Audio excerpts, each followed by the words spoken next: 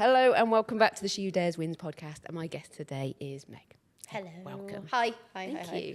Okay, so first question. She Who Dares Wins. Can you tell me about when you've dared and won? So as we were talking about before we started recording, in the space of, I think it was probably about 18 months, I got diagnosed with ADHD at 30. I moved to the Lake District, which was about 6 hours away from where I was living. I knew nobody. And I started my own coaching business. Okay, that's pretty daring. Yeah. And you're still alive. And I'm still You're here. Still kicking. And You're thriving. Yeah, I'm exactly. gonna say, yeah. Okay, cool. So what was life like that before? So I kind of spent most of my 20s in South Wales. I was there because of a previous relationship that broke down, and I just carried on, stayed in South Wales. I lived in kind of like Cardiff Bridgend area, and then, as happened to everybody, had to stay there during the pandemic. Throughout my 20s, I'd done a few different jobs, but I always ended up working in like communications, people engagement, all that kind of stuff. But was very much, I found myself really playing it safe. And when I came out of my relationship, I realized, I'm going to be really honest, I was really boring, like so boring. I had no hobbies at all. And I found myself very stuck and very lost. And probably was stuck in like victim mindset for quite a while, kind of like, woe is me. And I remember having a conversation with my mum one day, and she was like, who raised you? She was like, you are so glass half empty, like that's not how I raised you. And things just started to, I think a large part of it was the pandemic, was having so much time with my own thoughts, and then getting super bored of my own thoughts. Like I was bored of my bullshit, basically.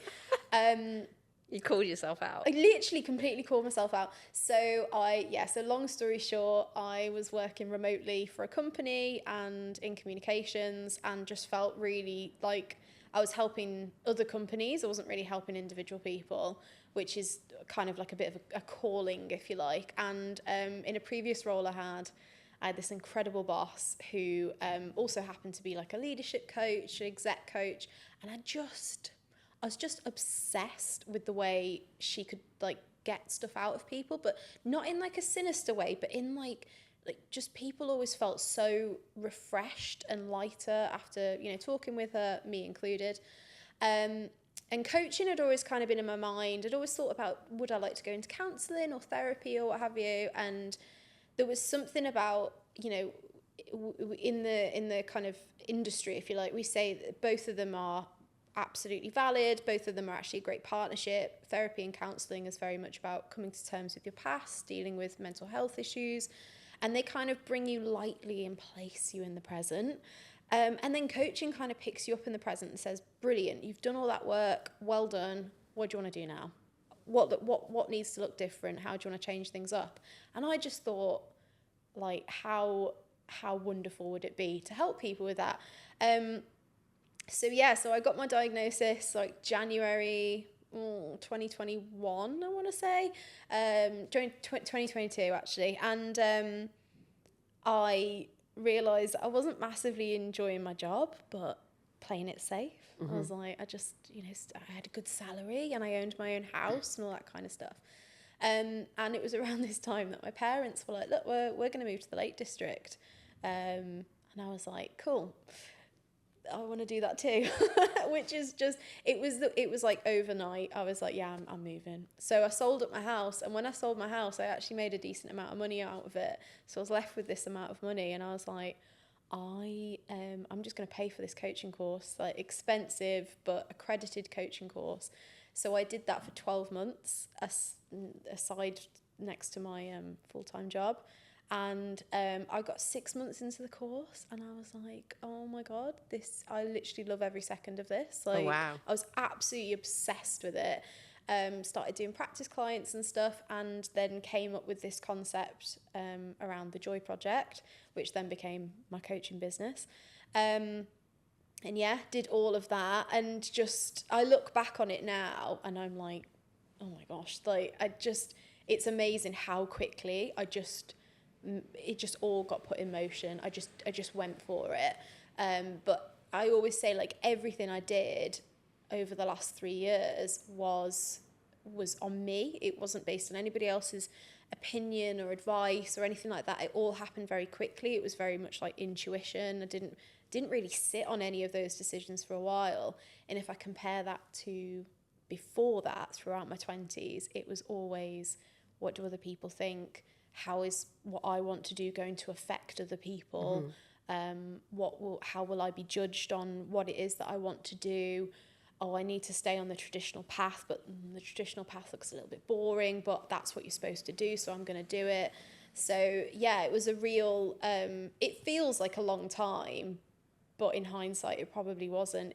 I honestly think my brain just went, I'm so done with your bullshit, like, just change shit. Do you know what? Like, firstly, so much things running through my mind now. Firstly, I want to congratulate you on getting that now in your 30s, because I'm going to be 40 this year. In fact, in a couple of weeks. And I feel like I'm looking at women around me, my age, and we have this like tipping point of, fuck, what's going on? Like, what have I been doing? I need to change. I need to do things. And you don't feel like it's too late, but you're kind of getting, you've gone past your 30s where you feel like you're in your prime. Yeah.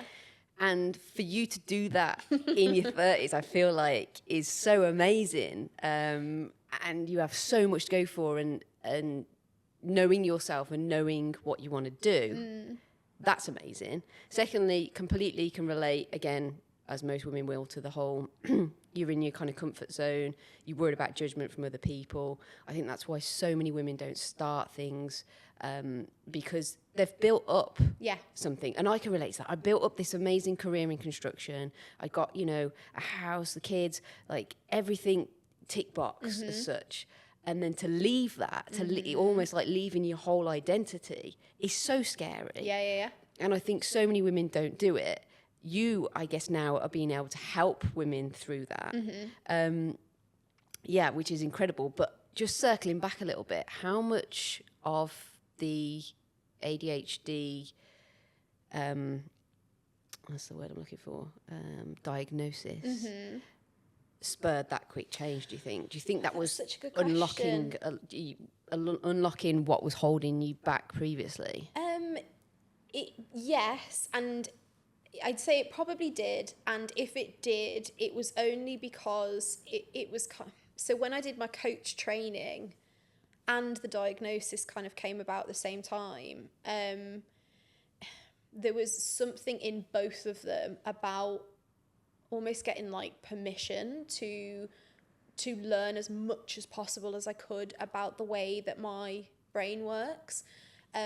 So yeah, and almost it kind of like spurred me on, because you're right, when it comes to like the judgment thing, like, I have a lot of clients that will say things like, I just, people are gonna blah blah blah, and I'm like, who the fuck are these people? I know. Who are these people that you're talking about? So when I when I started being a bit more open on my personal Instagram about the ADHD and stuff like that, it really did come from a place of fuck it, like you get trolls and stuff on the internet and stuff like that, but I was just like, if one person can take this and go, oh, okay, I feel a bit seen here in a good way, then it's worth it. So yeah, it's interesting. I've never thought about if I hadn't have got the diagnosis. I know I've got quite a strength in like a love of learning, so I've always loved psychology and mindset stuff and well-being stuff. So I think I would probably have got to it at some point, but yeah, on reflection, the diagnosis, or I'm going to say the acceptance, actually, because a lot of people get diagnosed and then it takes them into like an absolute tailspin. I kind of got diagnosed and went, all right, cool, great, kind of told me what I already knew, let's just get on with shit. So yeah, it probably did make things happen that little bit quicker, but only because I came to it from a place of pure acceptance of well, that's you then. Yeah, and we touched on this just before the podcast, and I was like, okay, I, as someone that is formally undiagnosed, but has gone through looking and seeing everything that comes with ADHD and mapping that to my own life, and it completely makes sense. With a few friends who are, I guess, medically able to say that, yeah, I probably do have it. Yeah. Firstly, it's a fear thing, and I don't want to discredit anyone out there who's been formally tested for ADHD if they want to then say that it's unfair for me to say that I have it. But from my point of view, it ticks a lot of boxes. And yeah, is it about being able to put that diagnosis on a shelf and be like, okay, this is me, there, let's move forward? Or do you know what, it probably was at the time. It probably was that. If I think about when I went after my diagnosis, I probably was. So as part of the Joy Project, I say that usually the person that I work with is what I call the good girl. And good girl, like I call them like frustrated but adventurous millennial good girls who need to get the hell out of their own way. And if I think about when I got diagnosed, I was still that good girl. I needed the approval. I needed somebody else to tell me that what I already fucking knew, kind of thing. Is that an ADHD thing? Because I think everyone looks for external validation, but like I do so that there's too.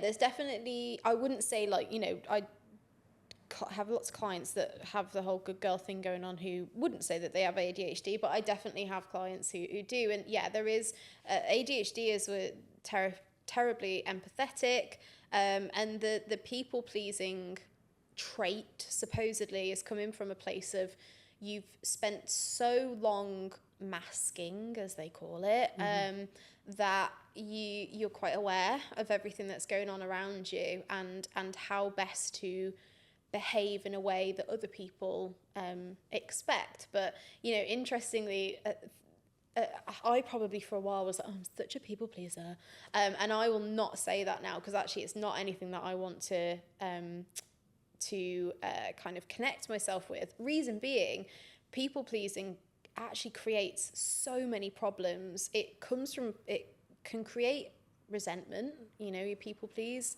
you feel like they don't appreciate it, so then, you know, it leads to resentment. But the other part of it is that, I can't remember where I read it, and it's horrible to say this, but people pleasing is almost a form of manipulation, because you are kind of trying to manipulate somebody to believe that you're positive, good person, blah, blah, blah, blah, you know, which is a bit like icky, but, you know, is what it is. But, you know, we know most, if not all ADHDers struggle with something called RSD, which is rejection sensitivity dysphoria. So we feel rejection on like 10 times, let's say, a neurotypical person. So, you know, I don't know, if you ask somebody, like, do you want to go for coffee next week? And they were like, no, sorry, busy.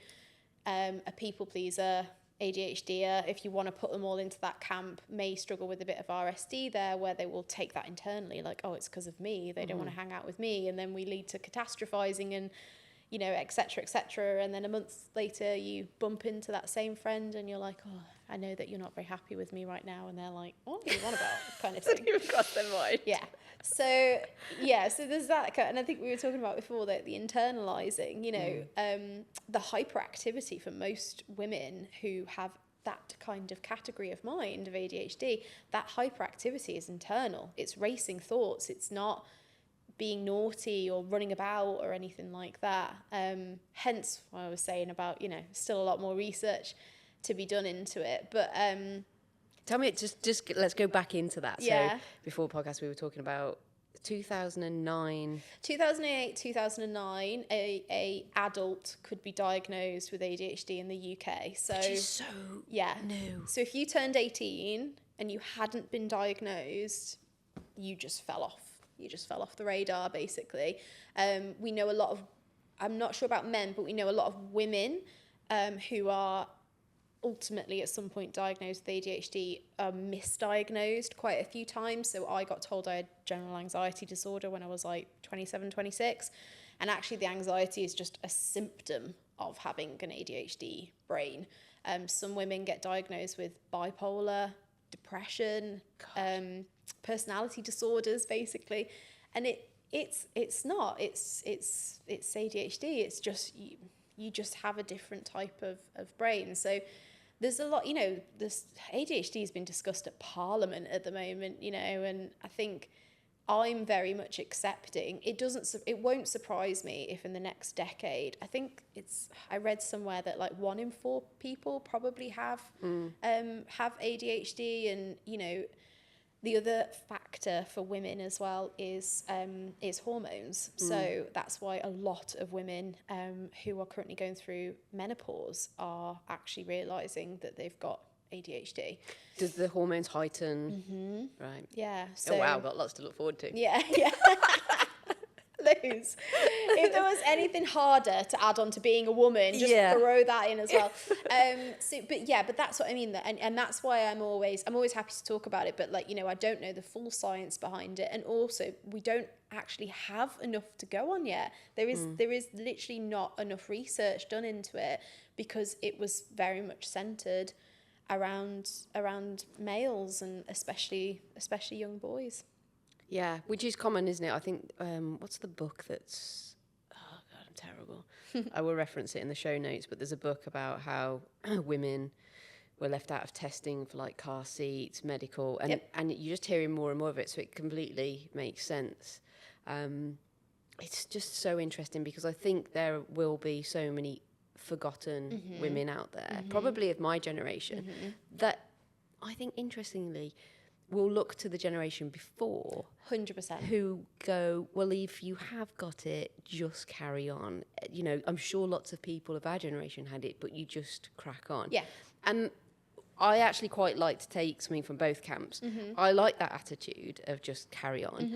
But if you are told, then I believe there's something internal that just goes, okay, what you're picking about yourself, like what you are picking on, is okay. Yeah.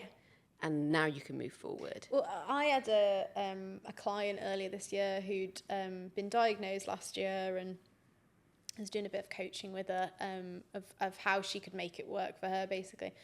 And she had a really insightful conversation with her mum, and her mum was really not happy about this diagnosis and was just like, leave it alone. Why do you have to be labelled? Blah, blah, blah. And she sat down one day and she had a proper heart-to-heart with her mum, and her mum was like, okay, so tell me how it works. Like, how does it work? How does your brain work? How do you see the world? Blah, blah, blah. And she went through all of it. And her mum went, look, there's nothing wrong with you. Same. Everything you've just said. Well. And she was like, Mum, kind of thing, because we do know that there supposedly is some genetic factors going on. Again, more research needs to be done, but there is definitely research already out there to say that it's a genetic thing. And she said that was enough for her to be like, yeah, I've got ADHD, because her mum was just like, that's very normal the way that you think. And she's like, all right, Mum. So yeah, and like I to be honest, I mean, she knows I think this about my own mum. I look at my mum and go, yeah, as my partner calls it, yeah, you've got the adge kind of thing. So yeah, and you know what, actually that's a massive thing for me, is just normalizing it, and that's why I do call myself like ADHD positive.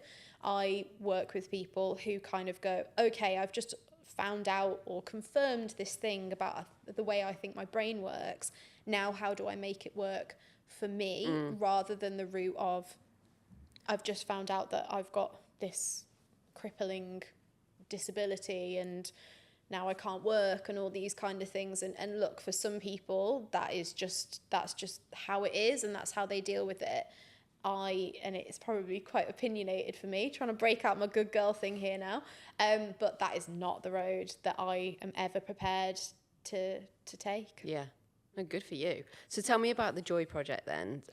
You say the good... Oh, that's really interesting. Yeah. I like how you've put that together. Firstly, what's a I'm terrible with generations. Millennial. Yeah. What age are we talking? 20... I think it'd be like 28 to 43 now. Okay. Oh, that's maybe. fine. I'm You are a millennial, yeah.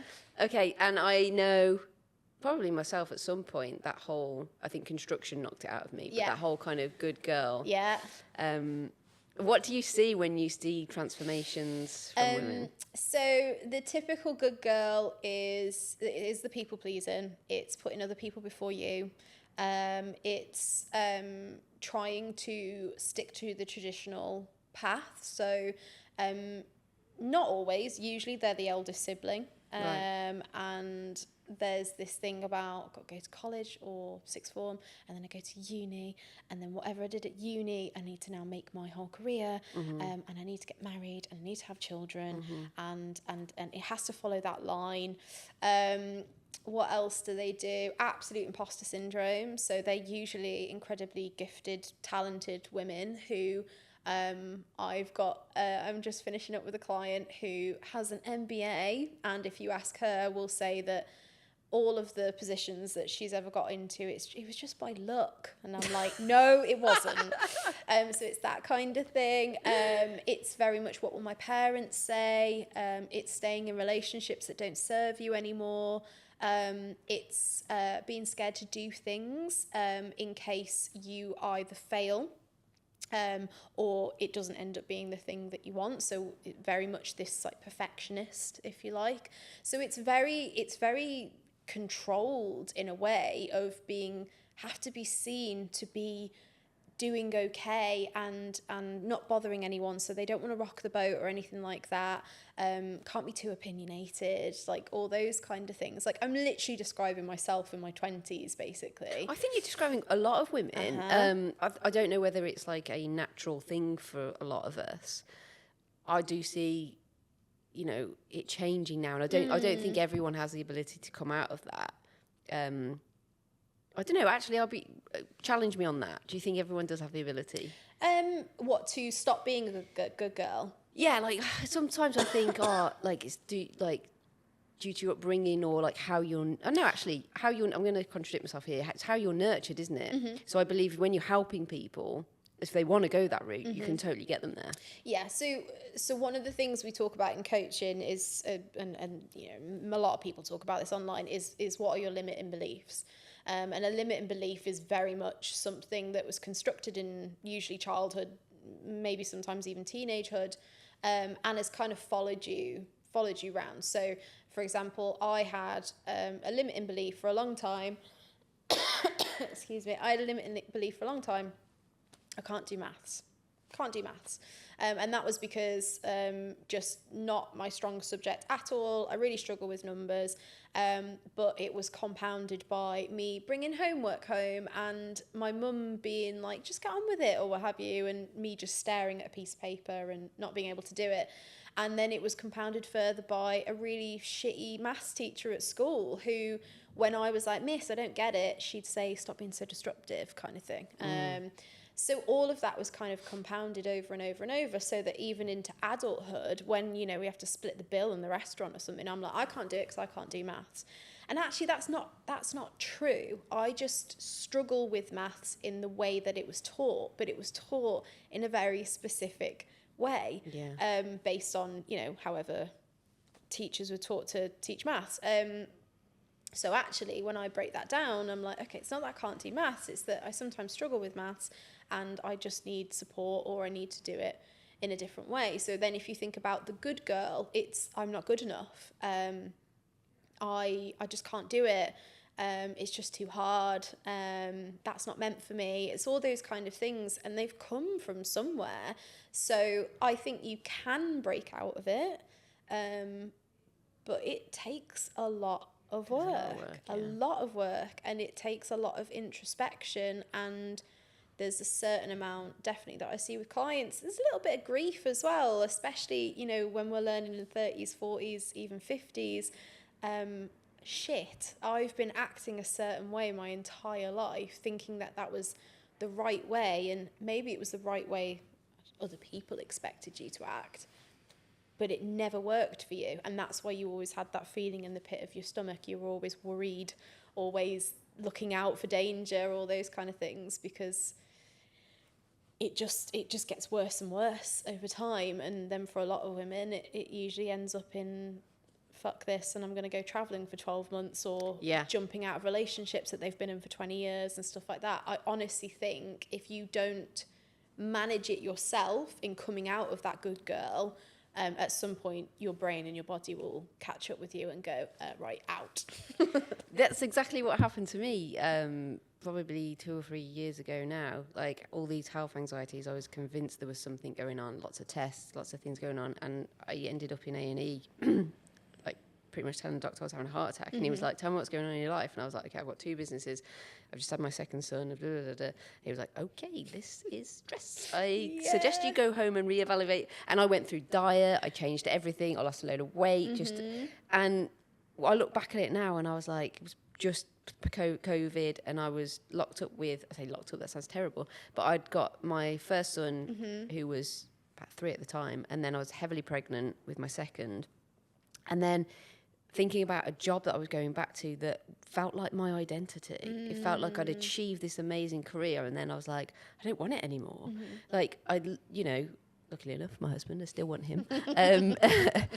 But because that was always like, I think I knew everything that I got close to me, him and the boys, was so important. There was something else missing, and I knew it was career-wise. And that's what ultimately made me take the jump and start this podcast. But yeah, it must be such an empowering job for you to have, to see as well that. Yeah, so when I was training, actually, I'll never forget whoever it was on one of the calls, one of our like teachers said something about, when somebody comes to you, your only job throughout your entire partnership, your entire, kind of time working with them, is to hold them at the highest place that you can imagine they can reach.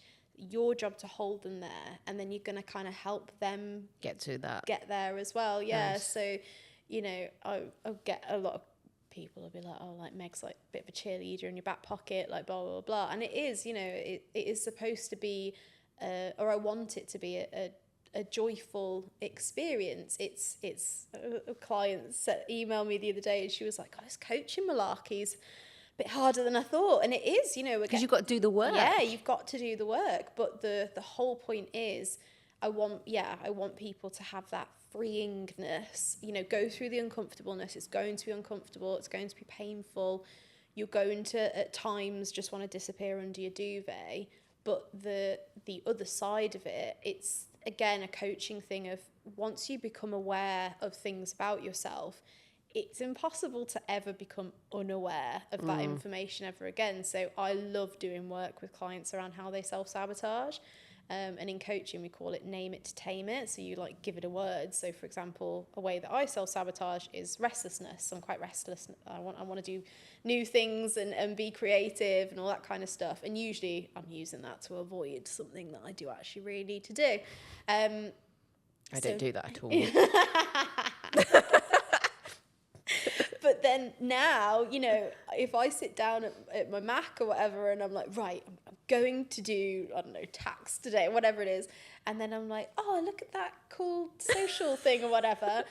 My brain is like, you've been restless. And I'm like, oh yeah, I am, aren't I? Right, I'm self-sabotaging, bring it back. Okay. So, it is empowering. It's supposed to be an empowering experience. And the connection to the outdoors.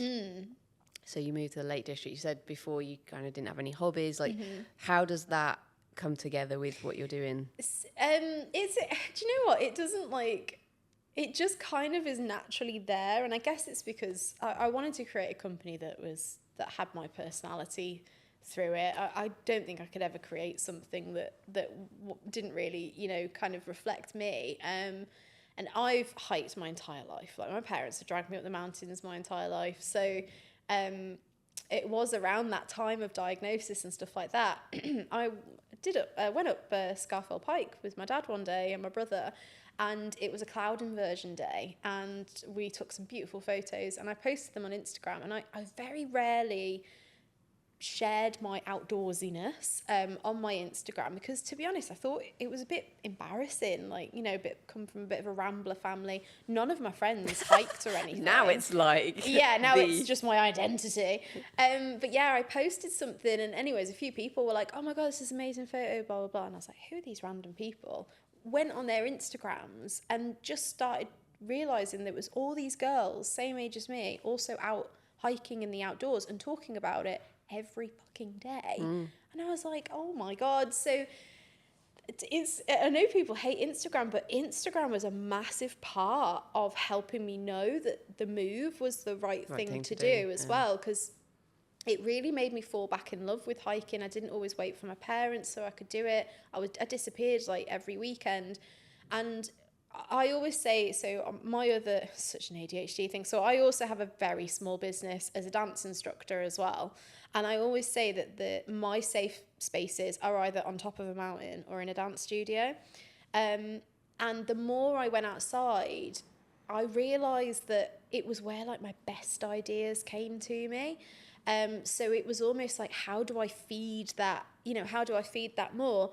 And as I started sharing more on my personal Instagram about outdoors and hiking, I then realised that there was this whole like subset of women who also wanted to get into the outdoors, and would ask me questions like, you know, but how do you know where you're going? And like, what do you wear? And I love the concept of like knowledge bias. So like you might know something so well about construction that when somebody else asks you about it, you might be surprised, like, how do you not know that kind of thing? Yeah. So there's this thing called knowledge bias. So I didn't realize, because I was brought up hiking, like I just knew how to read a map, I just knew how to plot a route.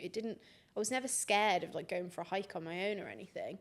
So it kind of like opened up that there was all these women that I was like, oh wow, like they not like looking up to you, but they're kind of, you are empowering them to go, no, do you know what, I am gonna do that, or go cold water dipping. To be honest, the wild swimming that I do now was inspired by seeing other women on Instagram doing it. I'd never done it before either.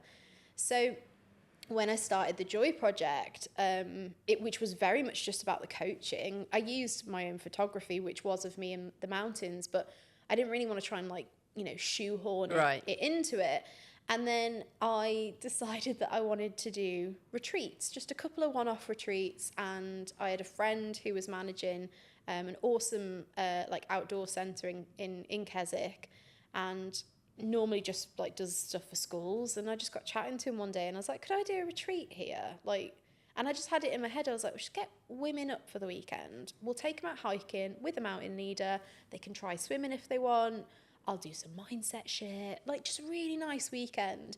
And I'm doing my 6th one next week. Awesome. Like, it just took, and the retreats in themselves are just this awesome, powerful little bubble of, yeah, I guess kind of just saying to women, like, it doesn't matter if you live in a city, like wherever you are, come to us. Let's just have this weekend outside, and, you know, you'll be better off for it. So I guess that's kind of where I've weaved the outdoors into it. And yeah, you could probably, because I talk about it a lot, I probably do attract clients who also love the outdoors.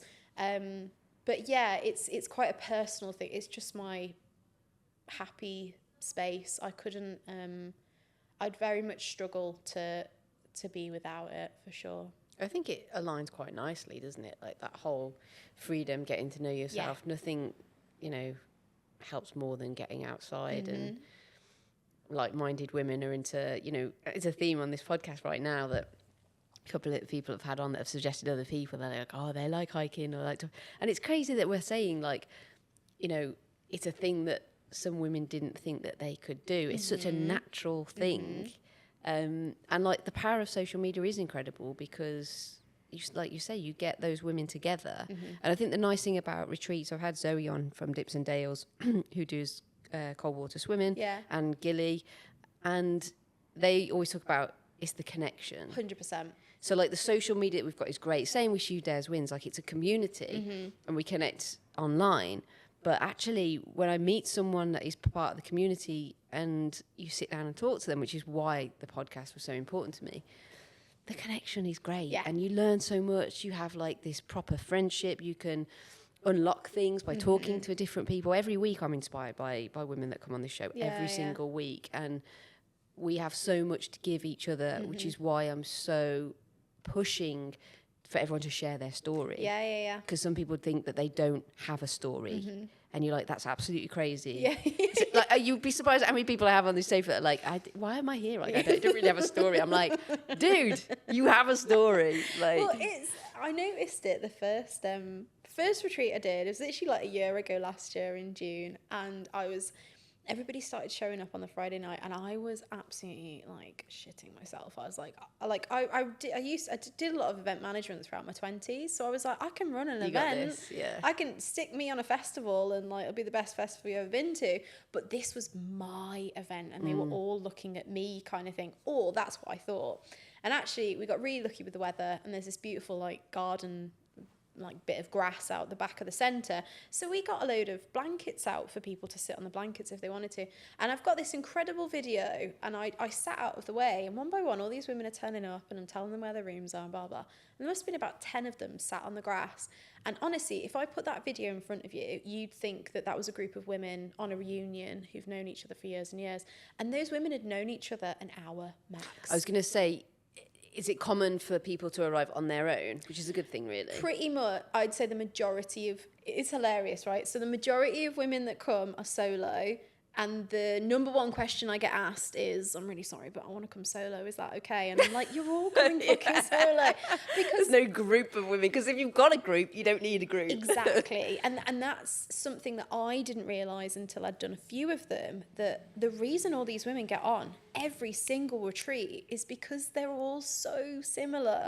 And that's what has brought them together, kind of thing. And whether you're 22, 52, it doesn't really matter. Like, especially if you've got the good girl thing going on and you do love the outdoors, and like you say, you're struggling to get your mates to not want to go do brunch on a Sunday and disappear at, Helvellyn or something, I guarantee you are going to get on with the other women at that event. And actually, as I think about it, it's probably one of the things that I will always do with the Joy Project, because I do spend a lot of time on Zoom. I've got clients all over the world. Like, I need that human connection as well. I'm a bit of an ambivert. I'm a bit of an introvert, extrovert kind of thing. I don't have like a massive group of friends, but there is something pretty magical about bringing all these strangers together.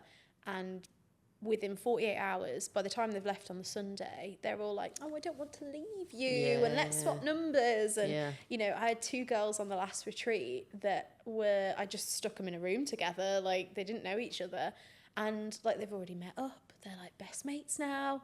And I'm like, yes, that's why we do this. Yeah, and you have to come out of, like, I went on an all-girls snowboarding camp in my 20s. And it was amazing because you're pulled out of, like, you've got to make conversation. There's no one there. And in this case, there were lots of different languages as well. And it was really empowering because you meet, I suppose, people that it's crazy. You go through your 20s and your 30s and you kind of attract friends just based on where you live or what you get into. Yep. And when you drop hobbies, I think similar interests with people also drop away. Yeah. And going to an event like that almost forces you in, but it doesn't force you because you're just finding the people that are looking for you, if that makes sense. They're always, and I probably was to begin with, like, always so surprised that, like, I'm like, gosh, everyone like really gets on, like, and then it's like, well, of course they do. Yeah, we're looking for the same thing. Yeah. Oh, that's amazing. And I'm so excited to see, how many years now are you in? So the Joy Project turned 2 last month, and literally today my rebrand and my website goes live, because I absolutely DIY'd the fuck out of everything when I started. And again, in proper good girl terms, like, I haven't really stuck to anything specific. I messed about a lot on Canva and went through a few different fonts and all that kind of stuff. And I was like, right, it is time. I need to do this a bit more professional. It's time to kind of bring this all together.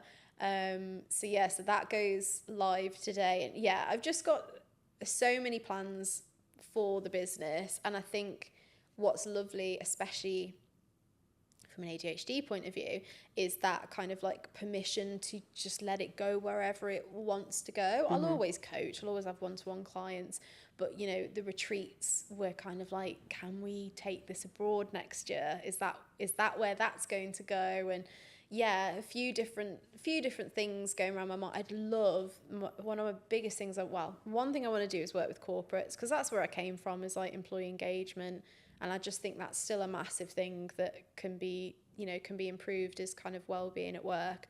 But my dream, I really want to work in schools with teenagers, because I fundamentally believe that some of the things that I know now, if I had been taught those things as a teenager, I think especially millennials probably wouldn't have gone through everything that they went through, and really not knowing yourself and your purpose and what are your values. And like, nobody asked us that at school. It was like, you need to learn Pythagoras theorem, which I'm sure, okay, maybe in construction. I know, do you know that. So many people say that on this, and I'm like, I thought the same thing, and then I really needed to know about bearings. Yeah, do you know what I mean? But you know, there's certain things that I've never gone near a Bunsen burner in the last 20 years or whatever.